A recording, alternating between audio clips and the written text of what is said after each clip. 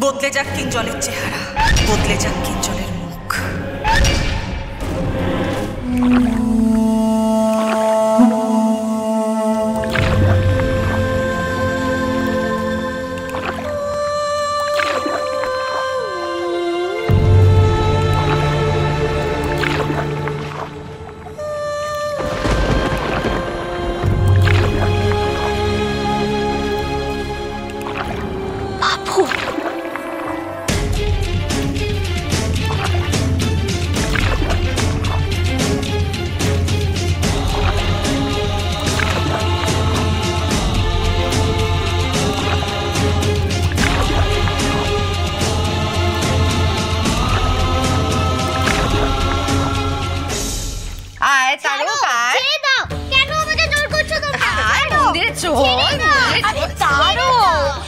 কেন তোমরা আমাকে জোর করে মন্দিরে নিয়ে এলে গো?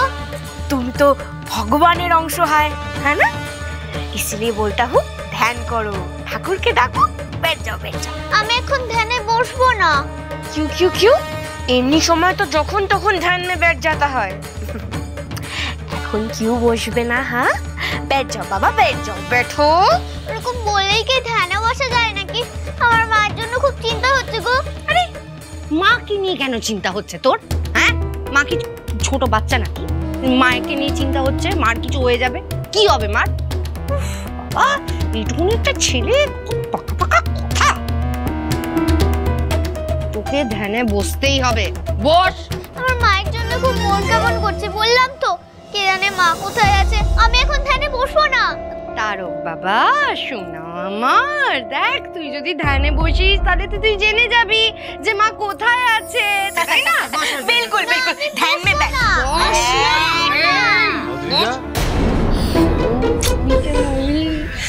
আচ্ছা তুই কেন এলি বলতো? তোর দাদা তোর কি করতে চাইছিস তোরা? ওকে জোর করে ধ্যানে বসাতে চাইছিস কেন? দাদা, তারও ধ্যানে বসলে ওর কোনো জ্ঞান থাকবে না। তারপর এই ধ্যান মগ্ন অবস্থায় আমরা ওই নাগমণিটা তুলে নেব, বুঝেছিস? কিন্তু কিন্তু ওই ফেটটি বাঁধা অবস্থায় নাগমণিটা তুলে নিতে হবে, নইলে আমরা ভস্ম হয়ে যাবো তো। তারপর নাগমণিটা তুলে নেব আর অন্য কোনো একটা নকল পাথর ওইখানে বসিয়ে দেবো, বুঝেছিস? কি বলছিস তুই? মাথা ফাথা খারাপ হয়ে গেছে নাকি? আরে মণিটা ওর শরীরে বসানো। তো কি মানে মণি চলতে গেলে ওর তো ধ্যান ভেঙে যাবে। আর আরে তারক মরেও যেতে পারে। কি বলছিস তুই? আমার কথাটা ভালো করে শোন। কি আমাদের যেমন চোখ, কান, নাক, হাত আছে শরীরের অংশ, তেমন মণিটা তারকের শরীরের অংশ। ওইভাবে তুলে নেওয়া যায় না। আরে ওইখানে তো আমরা আরেকটা পাথর বসিয়ে দেব। আরে ও নীলকণ্ঠের অংশ। হ্যাঁ, ওইভাবে পাথর বসিয়ে দিবি মানে? কারোর শরীরে এরকম ভাবে কিছু বসিয়ে দেওয়া যায় না। দাঁড়া, চুপ করতো তুই। সব বসানো যাবে, সব বসানো যাবে। তোমরা ওখানে ফিস ফিস করে কি বলছো গো?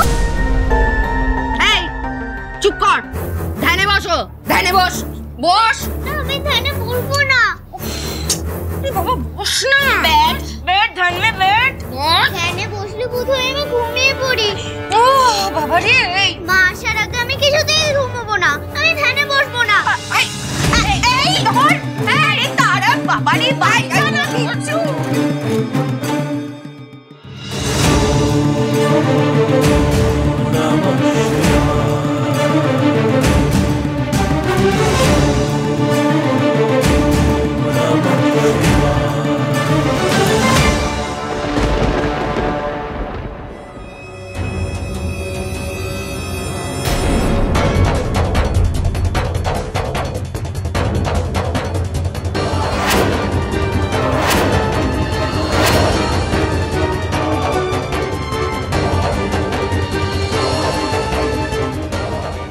কি হচ্ছে এসব?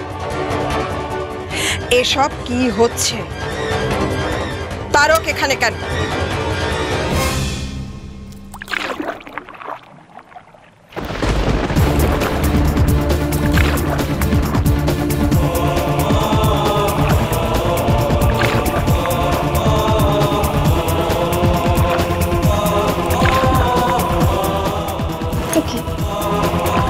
ইনি তো আমার বাবা নয়, ইনি তো অন্য একজন মানুষ। তাহলে আমার বাবু কোথায় গেলেন?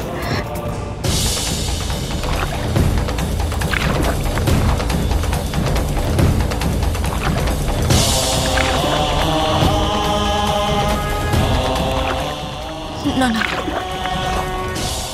এই মানুষটাকে এখানে একা ফেলে চলে যায় কি করে? যতই ইনি আমার অপরিচিত হোক, অচেনা হোক, কারোর বাড়ির তো মানুষ। না জানি কি আবার এনাকে মায়ের মন্ত্র বলে, ঠিক আমার স্বামীর মতোই এখানে এখানে ঘুম পাড়িয়ে রেখে গেছে। এনাকে যদি এখানে ফেলে রেখে চলে যায়, যদি উনি মারা যান। না না না, এনাকে উদ্ধার করে নিয়ে যেতে হবে, এনাকে সাথে করে ওপরে নিয়ে যেতে হবে।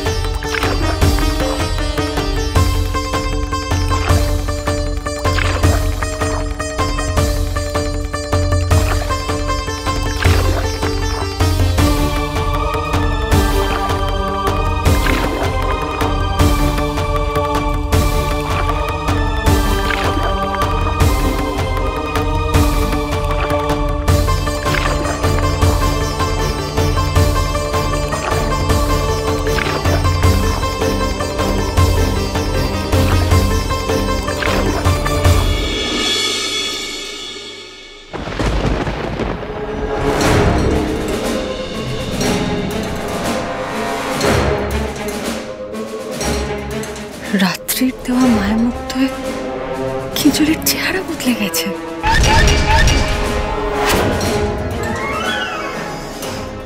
এ কে পঞ্চমী? তোমার সাথে উনি কে পঞ্চমী? কিঞ্জল কোথায়? তার আগে তুমি বলো, কেন আমাদের সকলকে মিথ্যে কথা কয়েছো? কেন চিৎটা? জলের তলায় কোথাও বাবু নেই। রাত্রির মায়ামুগ্ধ তো জব্বর কাজ দিয়েছে।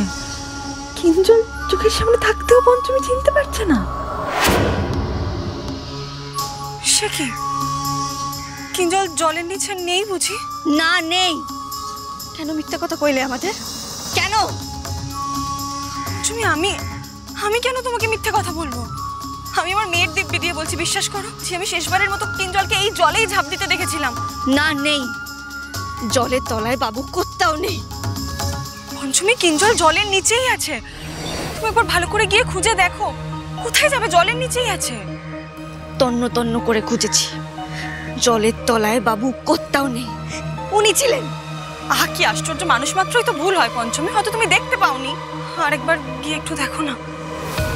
কিঞ্জল যদি এখনো জলের তলায় আটকে থাকে তাহলে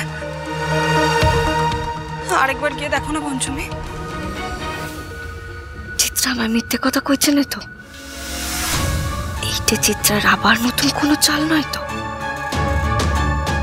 কিন্তু সত্যি যদি বাবু এখনো এই জলের তলায় আটকে থাকেন তাহলে না না না,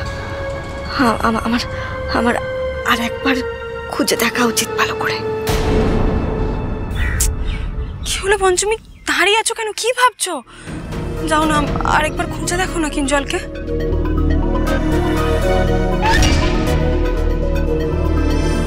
ঠিক আছে।